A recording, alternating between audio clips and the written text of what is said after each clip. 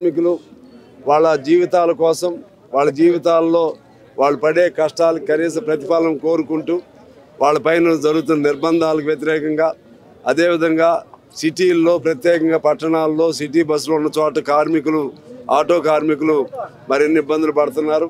వీటన్నిటికీ పరిష్కారంగా అసెంబ్లీ చర్చలు జరుగుతున్నాయి కాబట్టి ఇక్కడ ధర్నా చేస్తే ఏదైనా అవకాశం ఉంటుందేమో, ప్రభుత్వం దృష్టికి తీసుకెళ్ళడానికి అవకాశం ఉంటుందేమో, మా సమస్యలు పరిష్కారం అవుతాయనే ఉద్దేశంతో ఇవాళ ధర్నా కార్యక్రమం చేశారు. ఆటో కార్మికులందరికీ ఏఐటీసీ తరఫున కమ్యూనిస్ట్ పార్టీ తరఫున నేను మనవి చేస్తా ఉన్నాను. మీరు ధైర్యంగా పోరాటం చేయండి. అది ఏ ప్రభుత్వమైనా సరే పోరాటం చేయకపోతే ఏమీ సాధించుకోలేరు. పోరాటం ద్వారా మన హక్కులు రావాలి. అయినా కూడా ఎన్ని పోరాటాలు చేసినా పేదవాడి జీవితాల్లో వెలుగులు రాని పరిస్థితిని మనం చూస్తూ ఉన్నాం. కొద్ది మేలు ఏంటంటే ఇప్పుడు ధర్నాలకు అవకాశం వచ్చింది.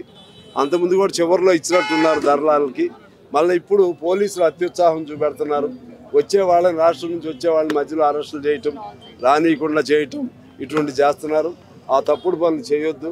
ఆ తప్పుడు పనులు చేస్తే ఇవాళ మన పాత ప్రభుత్వానికి మీకు తేడా ఉండదని చెప్పి తెలియజేస్తూ ఈ అంశాన్ని కూడా నేను అసెంబ్లీలో ప్రస్తావన చేస్తాను. ఏదేమైనా ఆటో కార్మిక సోదరులు అంటే నాకు ఎంతో అనుబంధం. నేను నా పొలిటికల్ కెరీర్ స్టార్టింగ్లో ఆటో కార్మికుల ఉద్యమం ద్వారానే నేను వెలుగులోకి వచ్చాను. మీ అందరూ ధైర్యంగా ఉండండి. మీకు ఎర్రజెండా అండగా ఉంటుంది, కమ్యూనిస్ట్ పార్టీ ఏఐటీసీ అండగా ఉంటుందని తెలియజేస్తూ మీ పోరాటంలో విజయవంతం కావాలి. మేము ప్రధానం కోరేది ఏంటంటే ఆటో కార్మికులైనా అసంఘటిత రంగమైనా దాదాపు 2 కోట్ల మంది ఈ రాష్ట్రంలో ఉన్నారు. అందులో జర్నలిస్టు సోదరులు కూడా ఉన్నారు. వాళ్ళకి కనీసం విద్యా వైద్యం ఉచితంగా రావాలి. అంటే అదేవిధంగా ఇంటి సౌకర్యం ఉచితంగా వాళ్ళు ఏర్పాటు చేయాలి. అలాగే వాళ్ళు చేస్తున్నటువంటి పనికి అసంఘటిత రంగంలో 2 కోట్ల మంది ఉన్నారు. వాళ్ళకి మినిమం వేజ్ లేదు.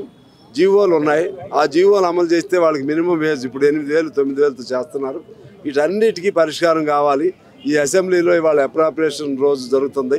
ఈ అప్రాప్రియేషన్లో వీటిపైన ఏమైనా మంచి మాట ఏమైనా ప్రభుత్వం చెబుతుందేమో ఒత్తిడి చేయాల్సిన అవసరం ఉందని తెలియజేస్తూ మీ అందరికి కూడా పాత్రికేయ మిత్రులు కూడా పేదవాడి గొంతుని వినిపించడంలో మీరు చాలామంది అక్కడికి వచ్చారు. మీకు నేను అభినందనలు తెలియజేస్తూ అదేవిధంగా ఆటో సోదరులకు కూడా మీ పోరాటం విజయవంతం కావాలని కోరుతూ అందరికీ నమస్కారం.